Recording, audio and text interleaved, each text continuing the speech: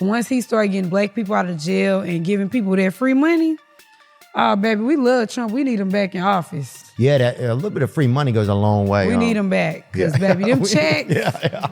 Oh, yes, them stimulus checks, Trump, we miss you. Sexyy Red doesn't just walk into a room. She explodes into it, dripping in lust, skin, and straight-up shock. But here's the real question. What happens when all the hype is built on being wild, not talented? When a whole image is created, loud, brash, and in your face, but completely hollow on the inside, no layers, no growth, just noise. Sexyy Red ain't just an artist. She's a flashy product of a long game of exploitation that's been playing out in plain sight. She's been served up like a wild reality show in 4K, lashes long, wigs tight, catchphrases reckless, and ignorance pushed like it's style. And honestly, people are getting tired of it. Some folks whisper she's an industry plant. We're just saying what everyone's thinking. She's a hot stankin' mess. Sexyy Red, real name Janae Nira Wary, was born in St. Louis, Missouri. Her first taste of internet fame came in 2018 when her track, 1,000 Jugs, went viral.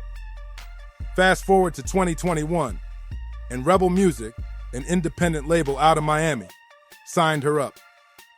One of the execs said, once she got off the plane and I heard her voice, I knew she was a star.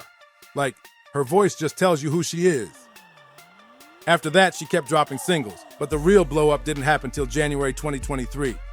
That's when Pound Town hit, and it was straight-up madness. In the track, Sexyy Red spits bars about her pink fish taco and her brown dookie shoot. Wild, right? The song went viral because of how crazy and raw her delivery was. Since then, she's been locking in collabs with big names like Nicki Minaj, DaBaby, Drake, and even Justin.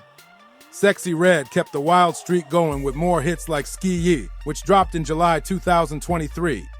That track, just like the rest, was dripping with hypersexual bars, bold promiscuity, and a no-holds-barred obsession with getting down. Every verse oozes with that freaky energy. Music journalist Robin Mott called it exactly what it is: pussy rap. A subgenre where female rappers flip the script and take back power through raw, explicit lyrics in a rap world long ruled by toxic masculinity. But Sexyy Red, she cranked it up to a whole other level.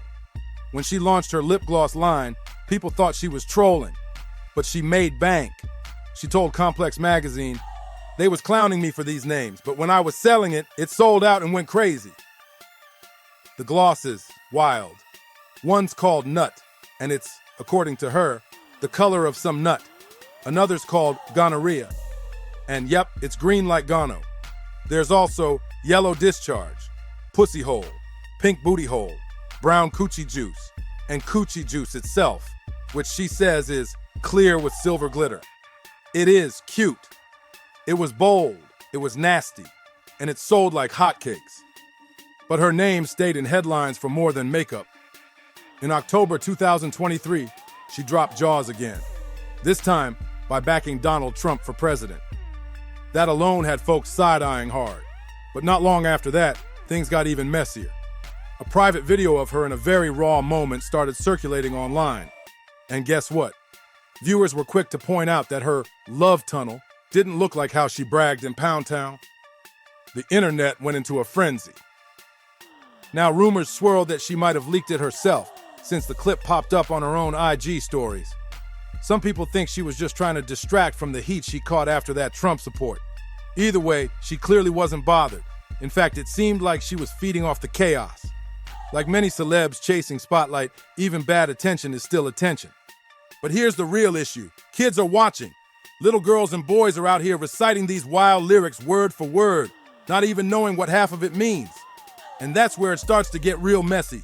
Little by little, young minds, still growing, still figuring life out, might start tying their worth to a fantasy built for someone else's profit. That next generation is soaking up lyrics that twist love into lust and turn intimacy into a joke. And right in the center of that is Sexyy Red, feeding straight into the same old, overplayed stereotype that's been weaponized against black women since the days of slavery. Everything about her image screams the same script, loud, over the top, and always ready to perform. She leans hard into a caricature that paints black women as wild, insatiable, and always available. by doing so, she ends up just another body on display, paraded in front of an audience that's been fetishizing blackness forever, without ever seeing the humanity behind it. The worst part? That dangerous stereotype ain't just lurking in the shadows anymore. It's right out front, dressed up as empowerment.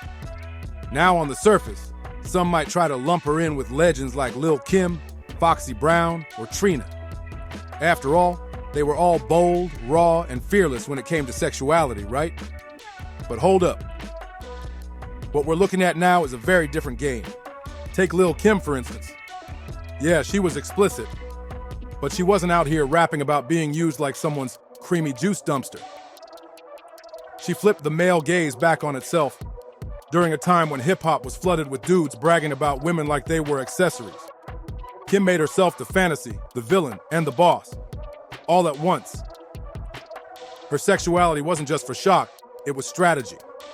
It challenged the respectable mold and blew up that tired good girl versus video vixen trap black women were always shoved into. She layered her image with real-life pain, survival, and control in a world built to silence her. Sexyy Red, on the other hand, popped up in a time where hypersexuality isn't groundbreaking. It's the standard. It's been sold, packaged, and pushed so hard that now it's just expected. No challenge, no twist, just more of the same, recycled and louder than ever. What we're left with is a stripped-down, viral-made image that feels more manufactured than real. This ain't rebellion. It's the machine eating itself and calling it empowerment. And sure, some folks are already in the comments screaming, "Leave Sexyy Red alone," and claiming she's just being her real self. They say she's authentic, unfiltered, just raw. But that story starts falling apart when you look closer. Because let's be real, when black women come into the game without that wild, over-the-top image, they usually get ignored, either shelved quietly or told to turn it up to even get noticed. So what people call freedom is often just quiet pressure from execs behind the scenes. It's not about being yourself, it's about selling what sells. And there's a psychology behind all of it too. When you grow up with nobody handing you power, suddenly getting attention, even the wrong kind, starts to feel like validation. That spotlight, it becomes addictive. And before you know it, what started as a real moment becomes a never-ending act. Something you can't switch off. What's even more unsettling is knowing that the same record label execs and gatekeepers hyping her up. They'd never let their own daughters perform that type of music. Not a chance. To the folks cutting the checks, Sexyy Red ain't an artist, she's a product. And you know what happens with products. They get used, flipped, and tossed when the next new thing comes along. That's the harsh truth. She's not being built up for a lasting career. She's being cashed in on, fast and hard, before her moment fades. The exact thing that made her famous is the same thing that'll box her in. Because when the hype dies down and she's pushing 40, 50, maybe even 60, what's left? What does that career even look like when the industry's done chewing her up and spitting her out? When the glow fades, when the shock stops shocking, and when the whole genre hits burnout, Sexyy Red might just end up as a footnote in the wild chapters of music history. And the record execs backing all this, they should be ashamed, straight up. Because for every Sexyy Red they're pushing, there are so many black women out there with raw talent, range, and stories that hit way deeper, but they're being slept on just because they don't fit the chaos-filled mold. So where does Sexyy Red go from here? Is there a real way out of this trap? Maybe. But it would take some serious self-awareness. And let's be honest, that's hard to grow when the world keeps telling you that you're winning just for showing up loud. When the money's coming in and the headlines are always buzzing, it feels risky to stop and reflect. But that reflection, that's where real growth begins. What Sexyy Red needs to realize is that yes, there's power in owning your sexuality. But there's even more power in having boundaries. In knowing that you don't have to be the loudest, wildest, or messiest one in the room just to make an impact. You can be unforgettable without being a walking spectacle. If you made it this far, drop your thoughts in the comments. Let's talk about it. Don't forget to hit that like button, subscribe, and share this with somebody who needs to hear it. Catch you on the next one.